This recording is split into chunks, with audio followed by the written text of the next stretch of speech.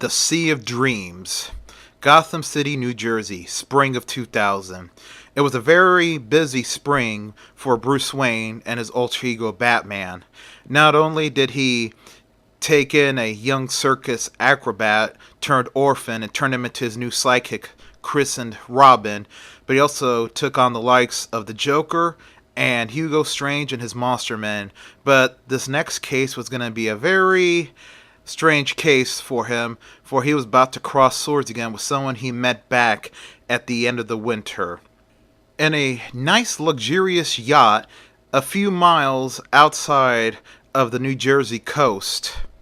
Among the guests walks a young steward, Dick Grayson, in reality Robin, the boy wonder. How does he come here? Why, it had come about when Bruce Wayne, whose alter ego is the Batman, read aloud this item in the newspaper. Mrs. John Travers is taking a group of selected guests on a trip aboard her yacht, the Dolphin. And Mrs. Travers will be bringing along her famous imperial necklace that is priced at $500,000, read Bruce Wayne. Then Dick Grayson says, "This yacht party is sure getting a lot of publicity. Everyone knows about it." Then Bruce says, "That's the trouble. Every crook in town will be thinking about stealing that necklace if he can." Then Dick Grayson says, "Do you think there might be trouble, that something might happen?" Bruce says to Dick, "Call it a hunch. I'd like to be on that yacht tomorrow night, but I've another job to do first. I wonder, Then Bruce says to Dick, "Dick, how would you like to take charge of this case until I get there in time to help you? Think you can do it alone?" Dick Grayson responds back with elation, "Me alone? And how? Lead me to it." "But how would I get on the yacht without being suspected?" asked Dick. Bruce says to Dick, "I know a lot of people. I'll get you a job as a steward. There, from then on, you're on your own. Now, listen carefully." And so it is that young Dick Grayson's aboard the Dolphin, and he says to himself in his mind, "Better keep my eyes and ears open. Say, there's Mrs. Travers. Think I'll eavesdrop." Then, as he eavesdrops on Mrs. Travers, a middle-aged woman, maybe mid to late 50s, she was surrounded by two people, one young man and an old woman, and she says, "Ah, Denny, my favorite nephew, how have you been?" Denny says, "Hello, Aunt Martha. I want you to meet Miss Peggs. She's a guest of mine. I hope you don't mind me bringing her aboard." Then Mrs. Travers responds back, "Nonsense. Glad to have Miss Peggs." Miss Peggs was a very elderly woman with silver hair, and she says to Mrs. Travers, "Thank you. Ever since I sprained my ankle, Denny has been escorting me about. A fine boy, your nephew, a fine boy." As the party goes on, Dick Grayson begins to ask around the other stewards for information. He says, "Must be a nice fellow, her nephew, to escort an old woman around like that." The other steward, who is probably the same age as him, 14, says, Him? He's probably hanging around to get some money out of her. He's always borrowing dough from his aunt, Mrs. Travers." Then the young steward continues, "They all try to get dough out of her. See that guy who just walked over? That's Dr. Wallace. He gambles all his dough away, and then he borrows money from Mrs. Travers. I bet he owes her plenty. Plenty, I tell you." Sometime later, as Dick passes a cabin, he hears voices, and he says to himself, "Voices, sounds like a quarrel." He heard screaming, and he heard, "No, I won't lend you a cent, Roger, and that's final, but I need it to cover my stock losses, please." Then Dick runs over to the window of the cabin, and he looks in, and he sees Mrs. Travers arguing with a man in a blue suit. And she says, "Just because you're my brother doesn't mean I must finance all your stupid plunges in the stock market." The man in the blue suit says, "I'll be ruined. You'll be the cause of it all. I'll get that money, somehow, some way." Dick says to himself, "Whew, looks like this yacht is in the safest place in the world for a necklace worth $500,000.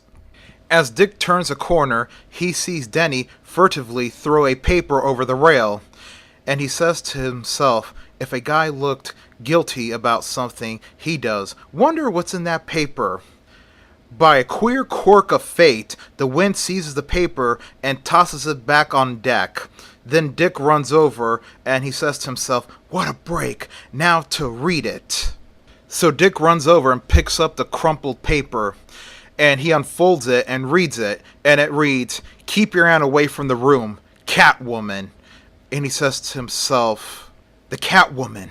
Mrs. Travers is keeping her necklace in her room till the big party later. I better get to the room right away, said Dick Grayson to himself. He runs over to the room, and then suddenly a scream splits the night air. Oh dear God! Mrs. Travers comes running out of the room and screams, I've been robbed! My necklace has been stolen! Help! Quick! Dick Grayson says to himself, too late. Catwoman got here first. Moments later, everyone was inside Mrs. Travers' cabin, including her nephew and her brother, as she was sobbing to her nephew, saying, I had this private detective guarding my safe, and when I came here, I found him like this. Oh my necklace, gone. Oh, Denny, what will I do? Roger says, necklace gone, with shock in his voice. And her nephew, Denny, says, don't worry, Martha, we'll find it for you. At that moment, a boat approaches, cleaving the murky waters, and someone screams at the bullhorn, hello there! Stand by! Swiftly, it draws along the side of the yacht. Its form indistinct because of the dense fog that formed. And then someone shouts from the port side of the yacht, what do you want? Who are you? Then the people in the boat said, screaming back, Coast Guard, we're coming aboard. Then Mrs. Travers got excited. Coast Guard, police, they'll find my necklace. Her nephew Denny says, of course they will.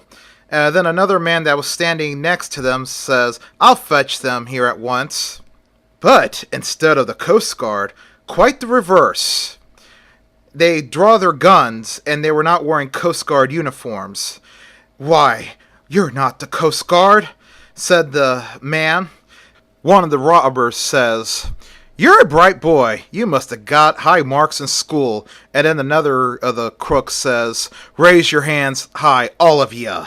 In a few moments, all the crew is locked below, and the guests lined up on the deck. One of the robbers says, now, Mrs. Travers, you can hand over that necklace of yours. But then Mrs. Travers begins laughing maniacally. The robber says, say, she gone nuts. What's she laughing about? Then Mrs. Travers says, you're too late. It's already stolen. The robber says angrily, what's this? Hand over the necklace. Then the captain of the yacht says, it's true. It was just taken when you came. We thought you were the Coast Guard and might hold an investigation, but now... Then one of the crooks says, can you imagine that? Someone stole it before we did. What a crook! You can't trust anybody these days. Then the lead crook says, Coast Guard or not, we're still gonna hold an investigation right now. Come on, boys, frisk 'em. And then he goes on, and while we're at it, we might as well take whatever else is around. As one of them approaches a woman, and he says to her, okay, baby, let's have that bracelet. Come on, give it to me. Her boyfriend says, take your hands off of her, you dirty thief. The crook behind him says, a fresh guy, huh? I'll take care of that. But suddenly, hurtling through the air, Dick Grayson tackles one of the crooks, causing his gun to discharge.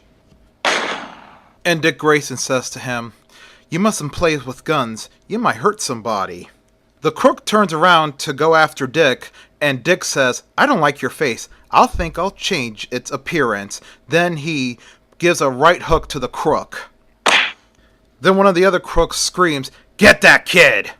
Then Dick quickly tackles another of the crook, and he says to him, you got to get me first.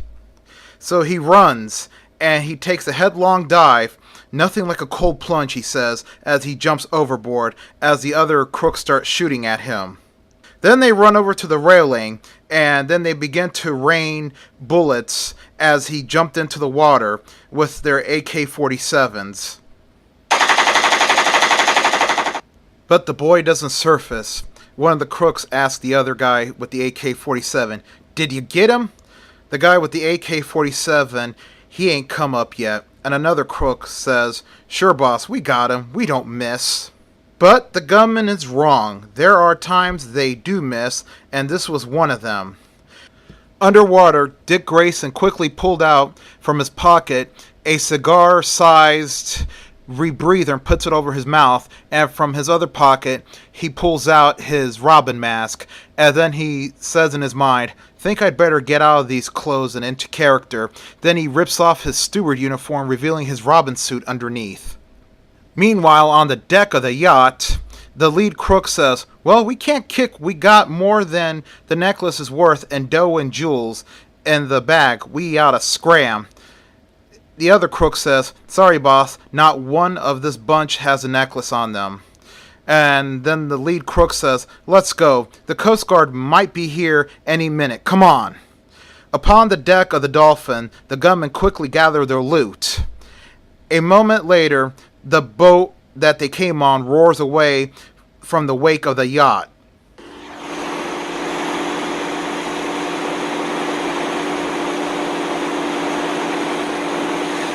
As the crooks were screaming victory, one of them noticed something in the water coming up on them fast. "Well, certainly we got away with a nice haul, even though... Say, boss, look! A boat! After us!" "It's a fast one. She'll be on us in a minute. Give 'em a taste of lead." The black boat was coming at them very fast.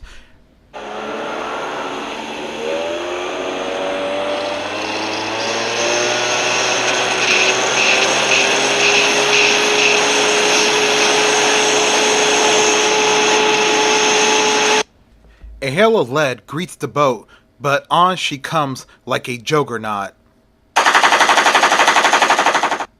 As the pursuing boat draws near, a familiar figure launches off, Batman.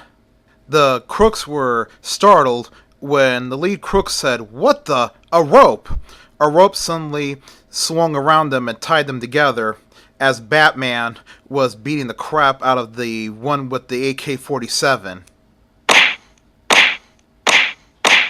And the one who threw the rope and tied the men together was none other than Robin, the boy wonder, as he says to Batman, "Consider these guys subdued, Batman." Batman says, "Thank you, Robin." The gunman disarmed, Robin begins to ask Batman the question. "How did you get here?" Then Batman answers back, "The trail got cold on my other case, so I drove to the yacht. When I saw this launch speeding away, I figured something was up, so here I am." Then Batman says, "Robin, I always wondered just how brave a crook is without his gun. I like to try a little experiment, and you're going to prove it." Robin says, "How?" Then Batman goes on to explain, "I'm going to show the kids of America how yellow you rats are without your guns. I'm going to let Robin here take 4 of you on, all at the same time." One of the crooks says, "The guy's nuts." Then he keeps on talking. 4 of us against that kid. Ha ha. Then Batman says, "That's my proposition. Take it or leave it." and the crook says to Batman, "Okay, I'll take it. Let's do it." A moment later, a startling scene takes place. 4 grown men pit their strength against that of a lone teenage boy. But they were no match for Robin, as Robin showed them what he can do.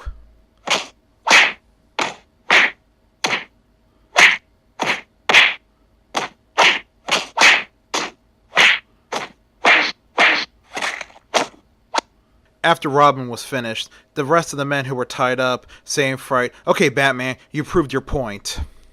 A moment later, with the jewels in their possession and the men trussed up, Batman and Robin speed away.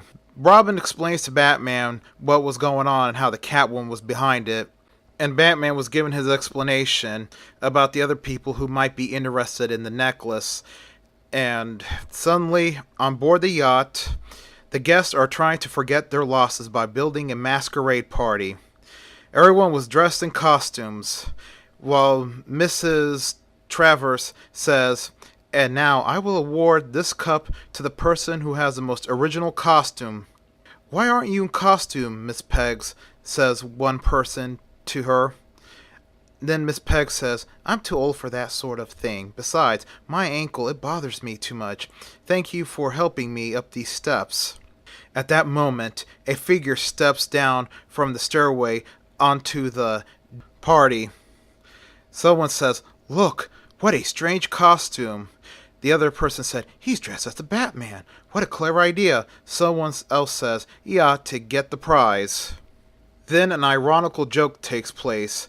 Mrs. Travers says to Batman, "It has been decided that your costume of the Batman is the most original here tonight. This cup is yours."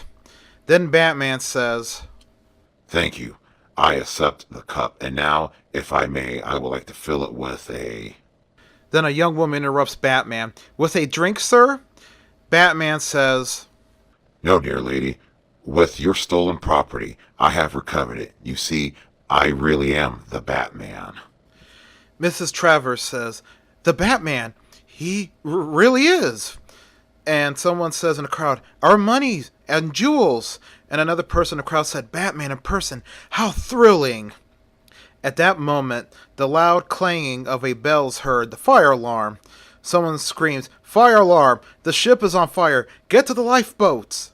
Soon the panic-stricken people dash out. The Batman notices a strange thing. Miss Peggs is running like a much younger person, and without a limp. She had lifted her long skirt to aid her in running, revealing some very nice, sculpted, youthful young legs. And Batman says in his mind, "It worked. There goes Miss Peggs. Nice legs for an old woman." The captain appears and shouts out words that almost hypnotize the people to order. "Stop! There's no fire. It's a false alarm. Some crazy fool must have set the alarm off as a joke."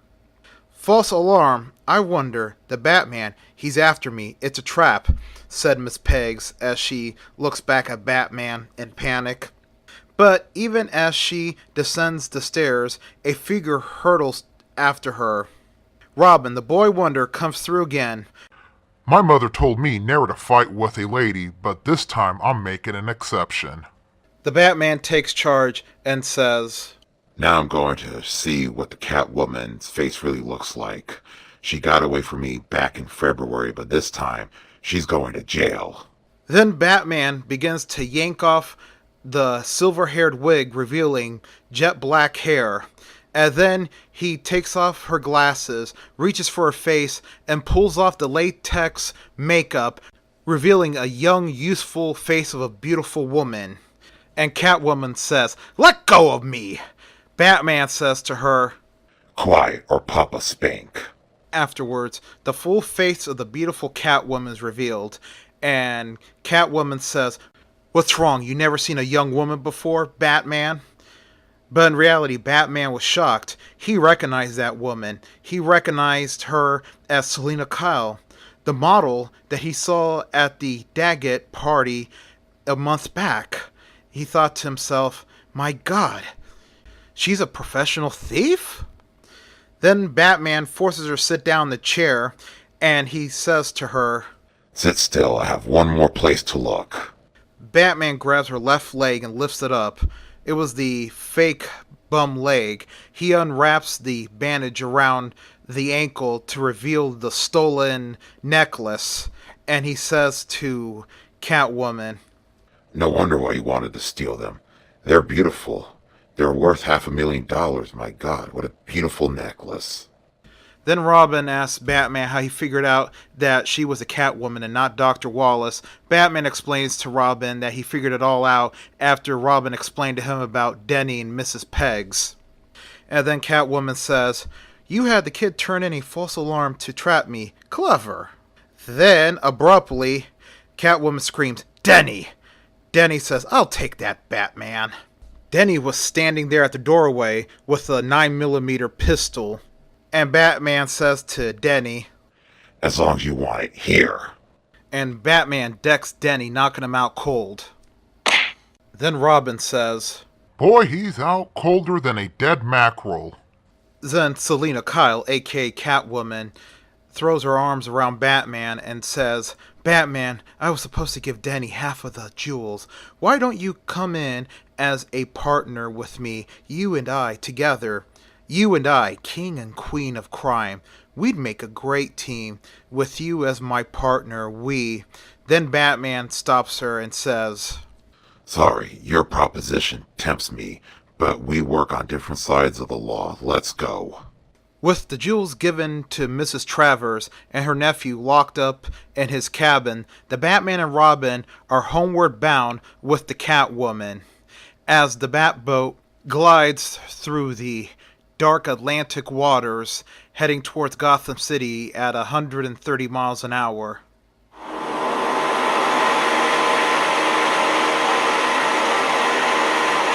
They soon see the lights of Gotham City. As they were getting close, Batman reduces his speed to around 40 miles an hour. As the night sky was starting to get lighter in color, the dawn was approaching. The Catwoman was sitting behind them, handcuffed, wearing a nice, short green dress, just staring at Batman and Robin, quietly plotting. As Robin announced to Batman that they were getting close to home when they saw the city lights, the Catwoman was busy picking the locks of the handcuff as Batman was explaining to Robin how they're going to turn her over to Commissioner Gordon. Then Catwoman asks Batman, Hey Batman, how long before we get to the shore? I really have to pee, she says to Batman. Robin was the one that replied back and says, Momentarily. We'll be at the shore soon, and then you could pee all you want in jail. Said the boy Wonder. But then, all of a sudden, Catwoman stands up, revealing that she freed herself from the handcuff, and she says, Wrong, boy Wonder. No one's going to cage me like a wild animal. Robin quickly goes to subdue her, but she gives a mighty kick to Robin. Batman gets up from behind the wheel and goes after her, but she runs across the back of the Batboat and dives into the dark, murky Atlantic waters. She did not surface as she stayed underwater swimming until she felt she was far enough away.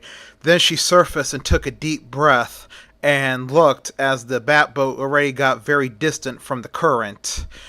And then she keeps on swimming to safety. Meanwhile, in the Batboat, Robin says to Batman, Ah, great, Batman. She got away. Where the hell is she? Batman says to Robin, I don't know, Robin. I don't know. But I have the feeling this is not the last time we're going to see her. She'll be back. Like and subscribe. The end.